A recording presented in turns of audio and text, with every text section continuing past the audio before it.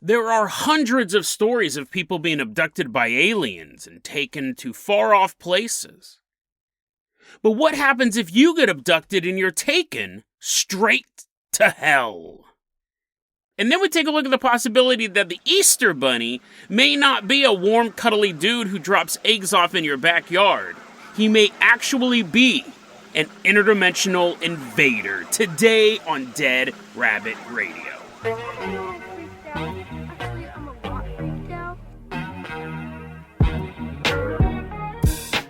Hey everyone, welcome back to another episode of Dead Rabbit Radio. I'm your host, Jason Carpenter. I'm having a great day. Hope you guys are having a great day too. I hope you guys are having tons of fun. Hope you guys had an awesome weekend too.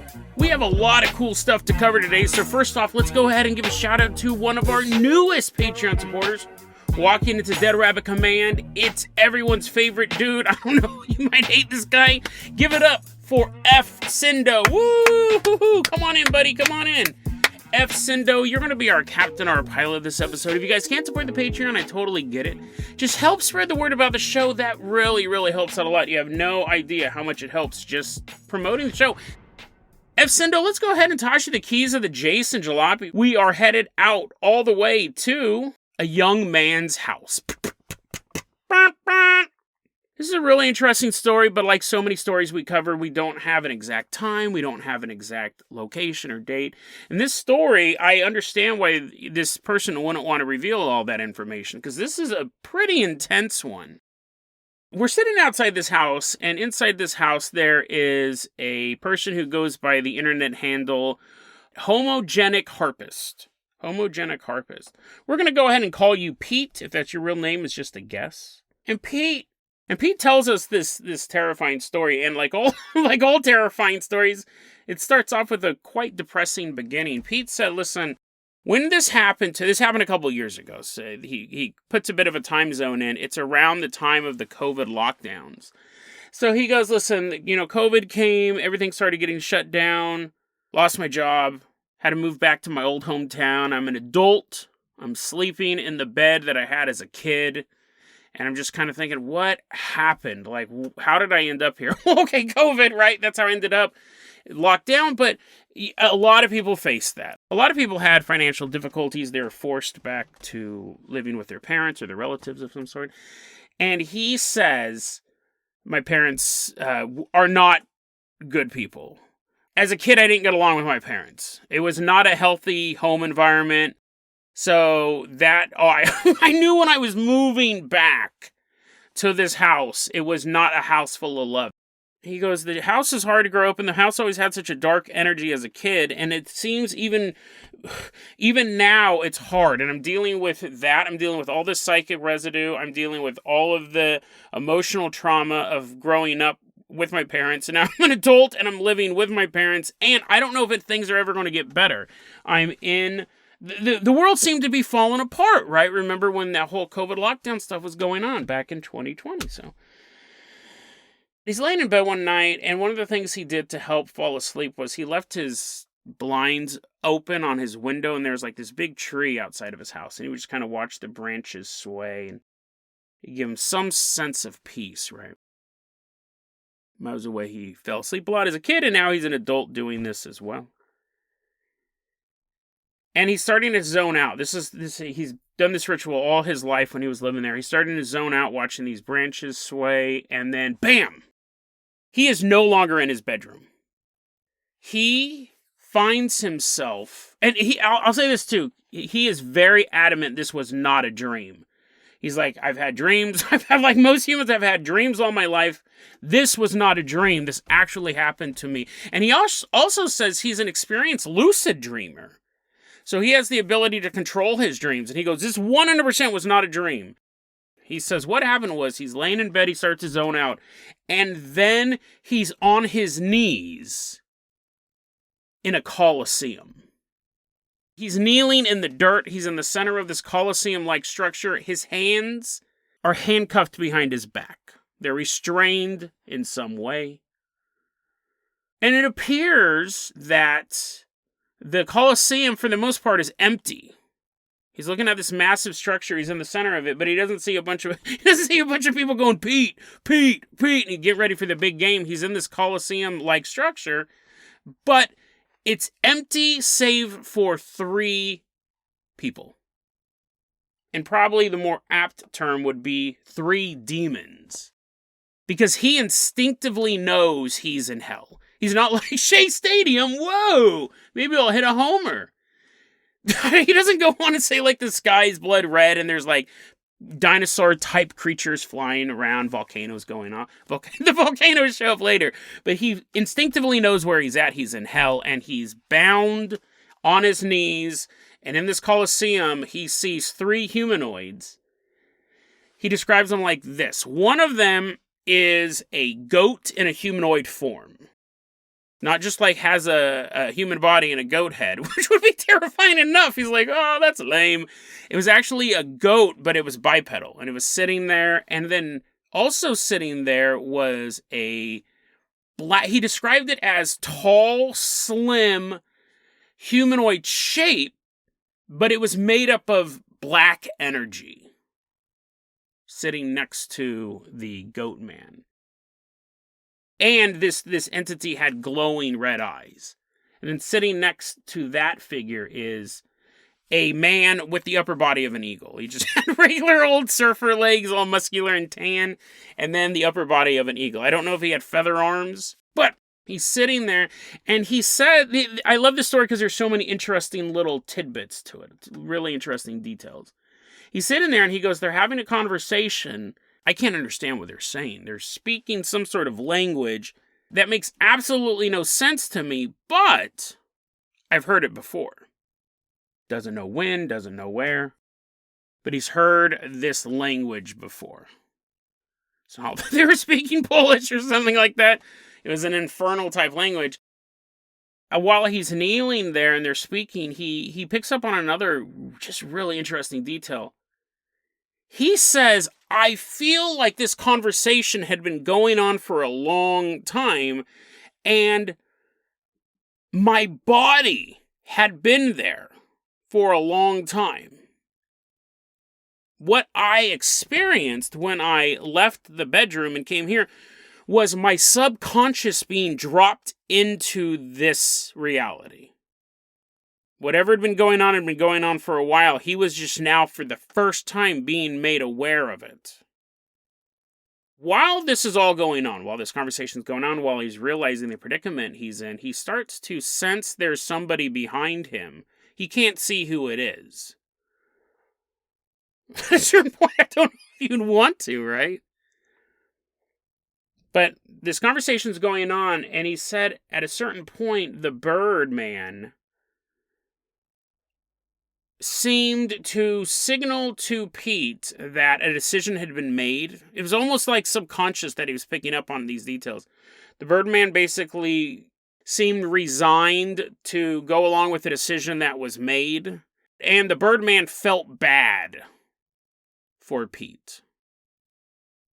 And at this point, Pete becomes aware of who is standing behind him. It is what he describes as another humanoid.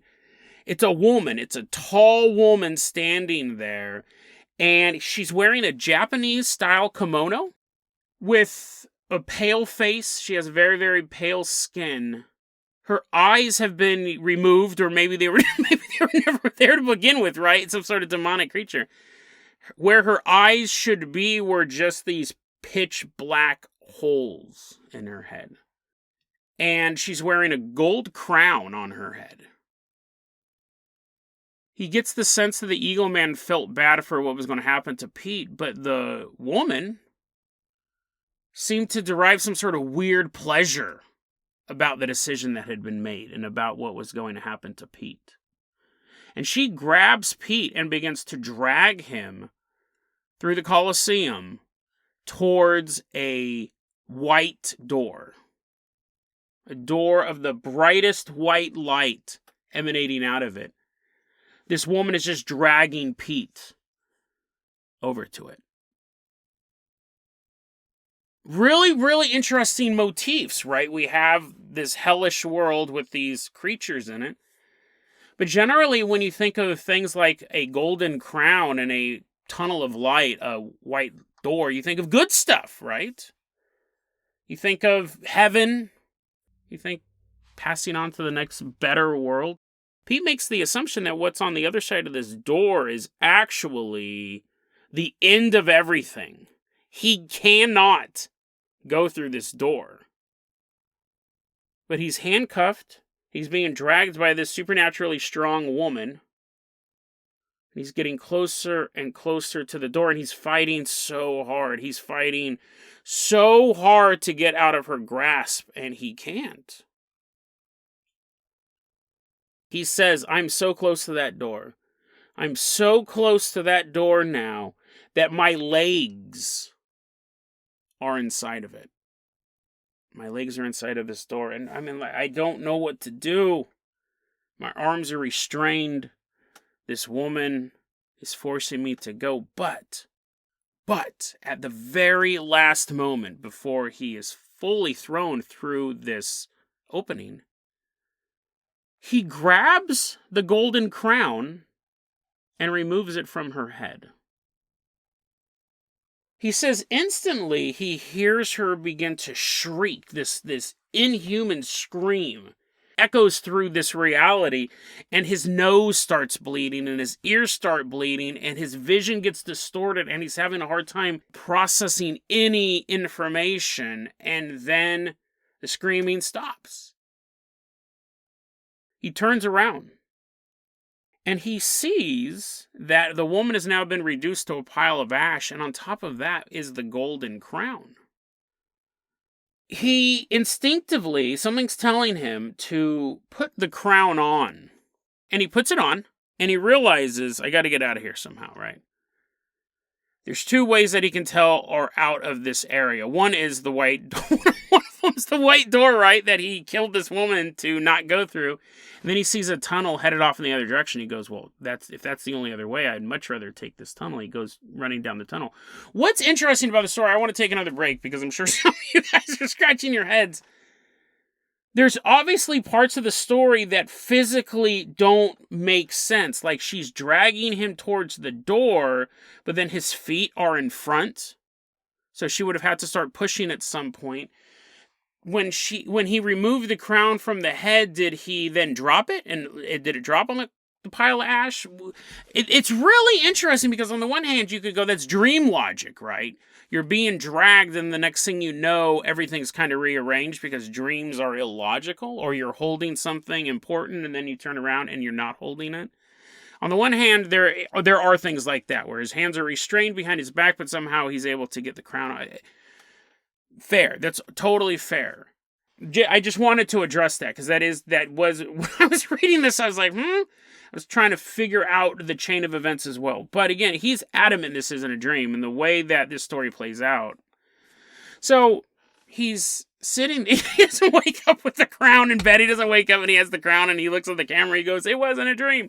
It's just kind of an interesting ending to this whole thing in two ways.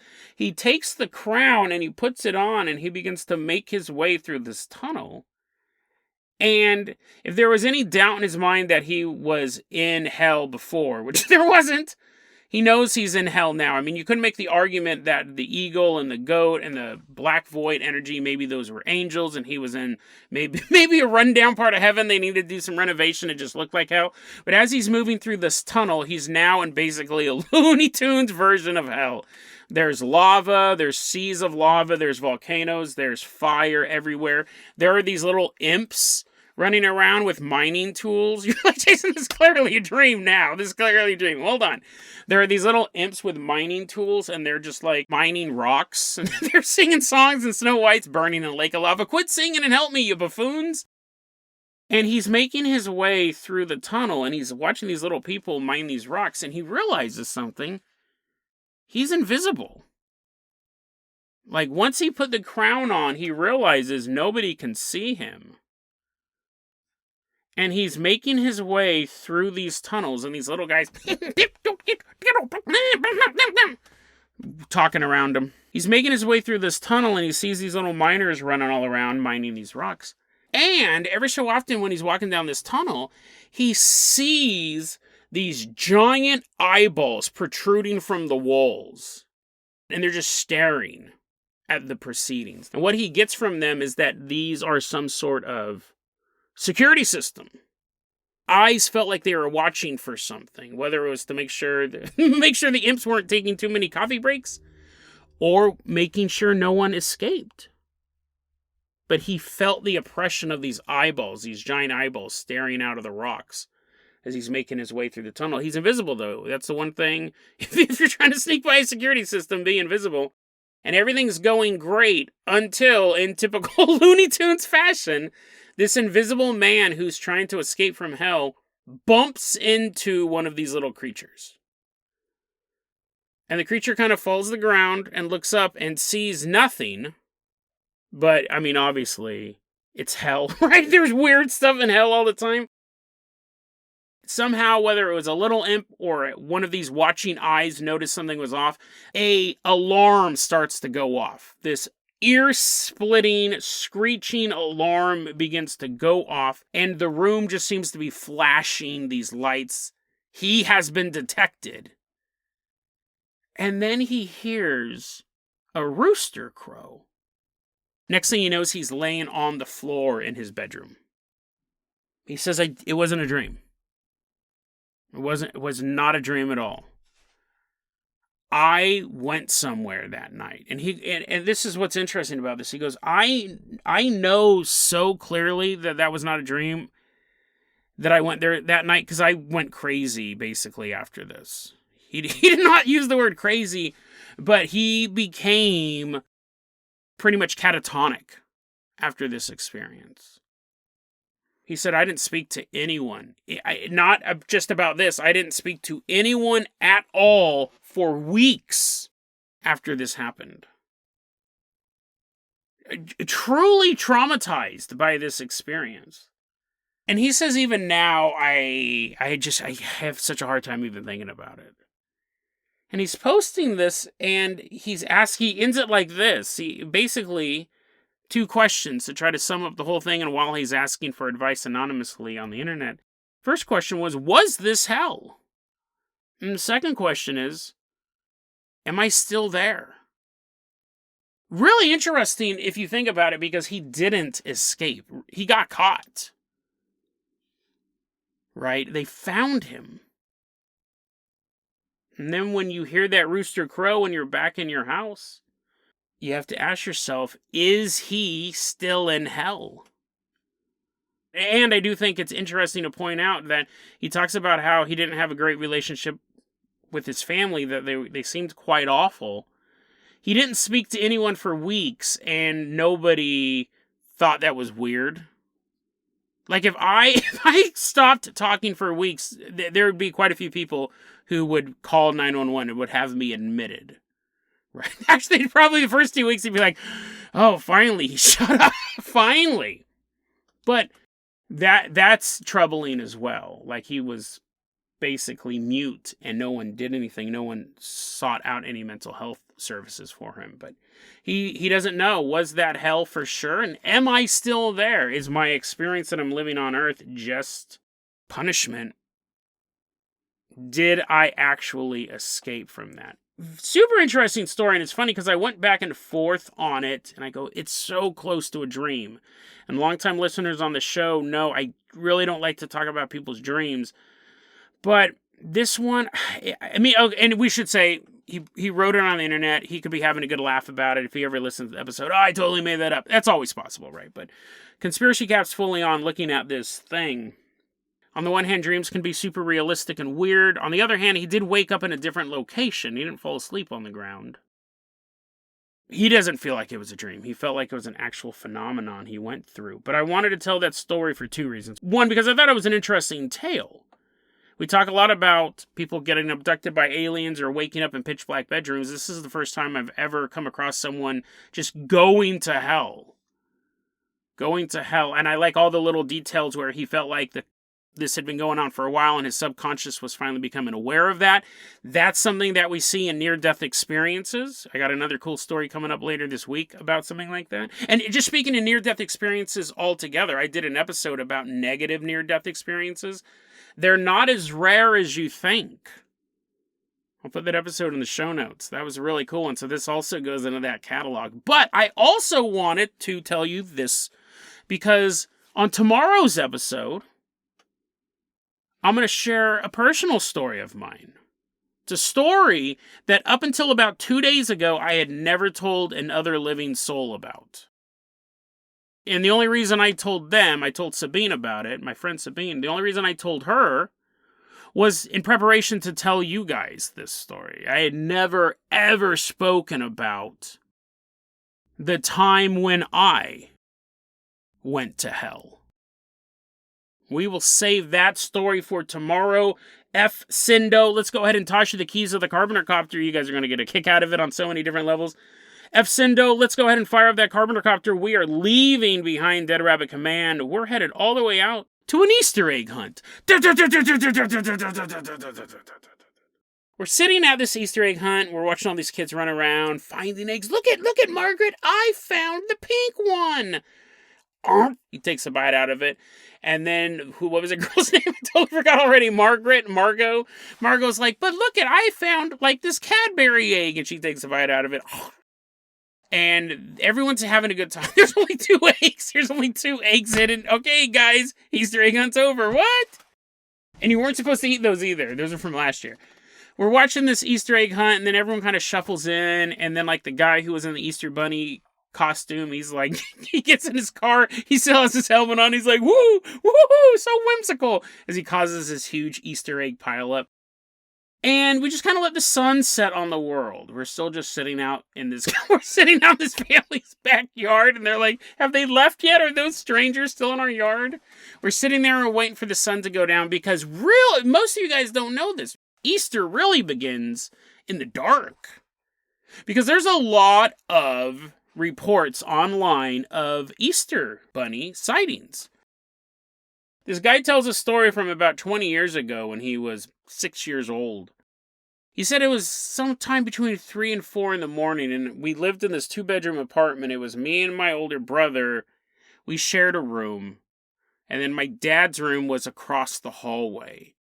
I'm in the top bunk, my older brother's in the bottom bunk, and I wake up around, I don't remember the exact time, sometime between 3 and 4, and I noticed that our bedroom door was opened. And across the hallway, I saw that my dad's bedroom door was slightly open. And I'm kind of just like, all the lights are off, so everything's kind of dark. And you know, when you're looking at your own house in the night, it's just all very gray. But in this gray darkness, I see what can only be described as 2 giant bunny ears begin to peek around the corner of the door. And then sure enough, they're followed by a giant bunny head. And I'm sitting there. It's Easter. I don't know if that was implied. I don't know. It was Easter morning. I'm sitting there. I'm getting really excited because I'm 6 years old. And here's the Easter bunny. The Easter bunny is visiting our apartment. And I watch him come into frame. And he's standing there. He's about 4 feet tall. And oddly enough, not the fact that it's a giant rabbit. That's totally normal. He's 4 feet tall, it's this giant rabbit, but what's even more odd is that he was plaid. He wasn't wearing a plaid shirt, he wasn't a lumberjack. His fur was completely plaid covered. I was like, what? That's not what I thought. That's not what I thought Easter Bunny was going to look like. The Easter Bunny comes and is now standing in front of their door, and this little boy's like, ooh, Easter Bunny, this is so cool. And then the Easter Bunny smiles, revealing a row of sharp teeth. Now, a dream? You're like, it's not another dream, right? No, it's not a dream. He's sitting there, he's looking at this bunny rabbit, and everything was fine until it smiled, and all these sharp teeth are there. And this little boy's like, that's not what the Easter Bunny's supposed to look like. But now you're petrified, right? First you thought it was this whimsical, magical feeling. And now you think that you're about to become lunch. But maybe I'm just seeing things. Maybe I am dreaming. Maybe this is all made up in my head because I'm 6. And that's when he hears his older brother say from the bottom bunk, you see that too? Both kids start flipping out. They jump out of bed. They run into their dad's room. Dad, the bunny rabbit's here. The bunny rabbit's here, and he's a big monster man. He's going to get us. And the dad's furious, right? Because he's just trying to sleep. It wasn't him. He wasn't dressed up as a bunny monster man. He was furious. He blamed them for making it up because they just wanted to start Easter early that year. And to this day, his dad denies it. His dad, I don't know if he asks him every single day what's going on, but his dad always denied it. He says, I wasn't the Easter Bunny. I definitely didn't walk around the house. I'm not 4 feet tall. I don't have razor sharp teeth. I wouldn't buy a costume that had razor sharp teeth, definitely. So that's just one of many Easter Bunny sightings that we do see of kids actually saying that they're seeing the Easter Bunny. It's interesting because this is one of those type of stories where you post about online and then a bunch of people chime in the comments being like, oh, that happened to me. I thought I was just going insane. I thought I was just the one hallucinating that. People seeing the Easter Bunny around Easter time. Now, at the same time, there's also stories like this. One guy's like, that happened to me. He goes, one year, we're at school, and the teacher goes, open your desk, kids. The Easter Bunny left you something, and everyone opened their desk, and there was candy in their desk. But this dude opens his desk up, and he doesn't see any candy, and then he shuts it, and he tells his buddy, I can't find the candy. The Easter Bunny forgot me. And the buddy came over, and they opened the desk up, and there's candy in there, and that's his proof that the Easter Bunny exists. This is the problem with paranormal research. Some of it just sucks, right? Kids are the least observant of all living creatures. That happens all the time. But anyway, so that I won't really consider that proof. And then you have accounts. There's one woman told the story that my mom always swears she saw the Easter Bunny as a kid. She told me that story all the time. Well, usually just around Easter. But eventually I got old and I realized the Easter Bunny wasn't real. And I remember asking my mom, hey, I know the Easter Bunny's not real. Why did you tell me you saw the Easter Bunny all these years? And the mom goes, oh, because I saw the Easter Bunny.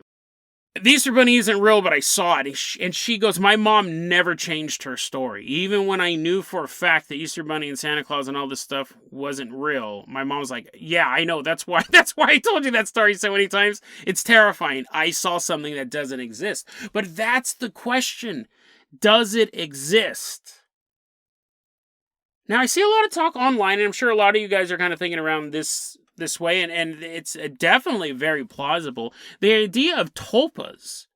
And that's the thing that if you believe in something enough, if you give it enough of your brain power, you can create a hallucination. You can turn it into a 3D hologram. We've done at least one episode on tulpas before. I'll put it in the show notes. It was really creepy. A guy was trying to have sex with a cartoon character. Made the cartoon character alive, and then anyways, I'll put that in the show notes.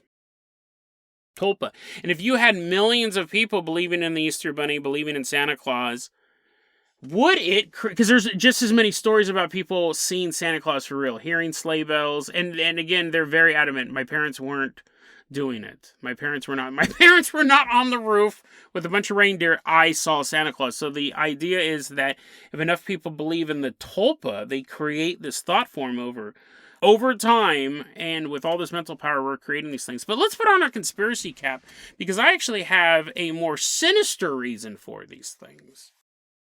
When I was looking into this, we had the Santa Claus stuff, we had the Easter Bunny stuff, and then you had people chime in every once in a while saying that they saw the Tooth Fairy. What if this is what's going on? Because I think at this point, we should all be aware that we're lied to constantly. We're lied to by the government, we're lied to by the media, and unfortunately, we're lied to by each other now. That's become a major component of this stuff. Where the media tells you a lie, and then you repeat the lie. You may not know that you're lying, but the media tells you a lie, and then you repeat the lie, and other people who go, oh, that's weird, and then they repeat the lie, and then eventually someone fact checks it.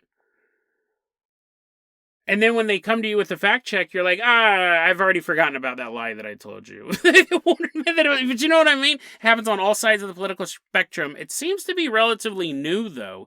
It seems to be part of the 24-hour news cycle. Very, very interesting. That didn't really happen when I was growing up. But the government lies to you. That's happened since the beginning of time. The media lies to you. That's happened for quite a while as well. And now we're lying to each other. We're repeating these lies over and over again.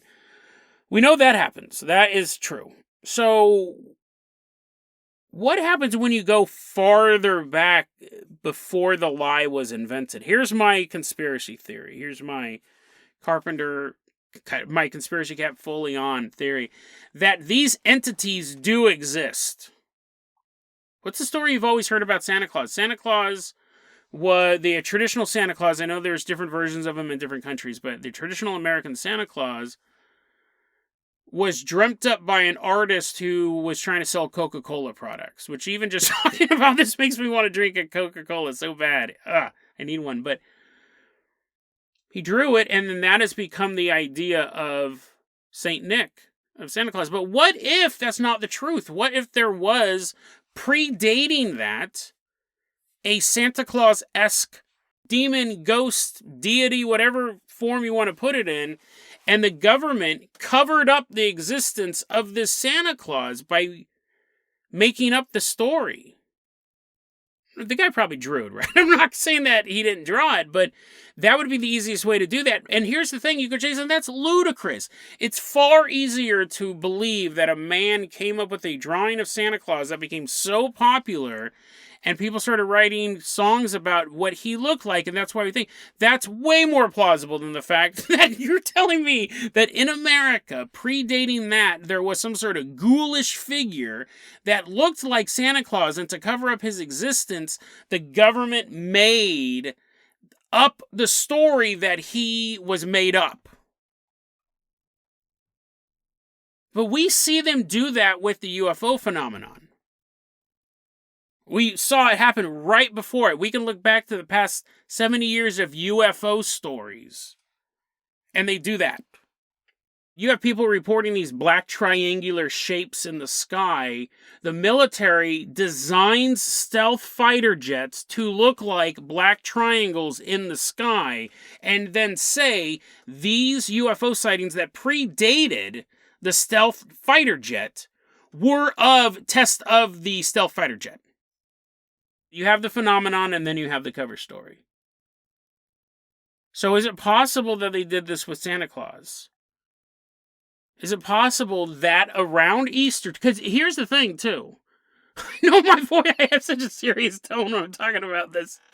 Here's the thing. When you look for what's the history of the Easter Bunny, where does the Easter Bunny come from?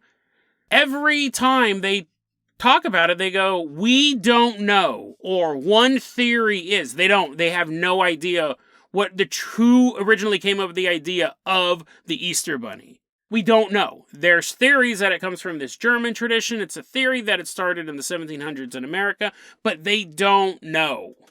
It's just there. So is the Easter Bunny a cover story for a giant rabbit that does stalk the residents of America? And here's the thing, too. It's so ridiculous. Here's my thing, too. Is it possible that the reason why we have the Easter Bunny sightings around the spring equinox is because that is when the veil is thinnest? And is there a reason why we have the Santa Claus? People aren't seeing Santa Claus on Arbor Day. They're seeing Santa Claus around Christmas. Like, Jason, please just talk to me. You're telling me that because Santa Claus is only seen at Christmas time, it has something to do with the changing of the seasons or the end of the year, and that somehow the veil is thin around then, and the real Santa Claus shows up, and all of the images of Santa Claus is based on a real figure? Is that what you're saying, Jason? I do want to add this too. I am saying that. I do want to add this too. You have the Easter Bunny sightings. You have the Santa Claus sightings. And I was perplexed by the Tooth Fairy sightings. Because what if there is something about what if there's something about kids' teeth falling out that, again, used to attract this pixie-like creature who loved children's teeth, and then the government spying on a house. They think they're Soviet spies, and they see this little Tinkerbell person walk in and then walk out with a little tooth, and it's like, it's licking it, and they're like, call the Pentagon. Call the Pentagon right now. We have no idea what we just saw. And then the government has to come up with a cover story. They're like, great, another one? I don't know how we got people to believe in the Easter Bunny and Santa Claus. They're not real, even though they show up all the time. Fine. Maybe there is a creature that loves human teeth, and the stories of the Tooth Fairy are real, but then we were told they were fake. So if anyone ever talks about the Tooth Fairy being real, or the Easter Bunny being real, or Santa Claus being real, we think they're insane. And actually, most people will not admit this outside of their families or outside of an anonymous post online. Because if you were at work and you go, "Hey, Charlie, how was your weekend?" They're like, "Oh, it was really cool. I saw the Easter Bunny. He was in my house. He surprisingly has really sharp teeth." And they're just drinking their coffee. That person would be locked away. It's such a perfect cover story. If these entities exist, and who knows, maybe someday characters like Bigfoot will become part of a cultural celebration, and then 200-300 years later, you'll be buying Bigfoot cards on Arbor Day. He'll become part of that tradition, and then when people do go, "Hey, I saw Bigfoot," people are like, "What? The Arbor Day guy? He doesn't exist." Like, that was something we made up to kids so they'd go plant trees. You're nuts. This is the perfect way to cover something up. Make it so foolish to talk about it, you don't talk about it. They did it with UFOs. They 100%, the government 100% did it with UFOs. So are they doing it with the Easter Bunny, Santa Claus, Tooth Fairy? Who knows? That's the great thing about being a conspiracy theorist. I don't have to prove anything. I just have to have a hunch.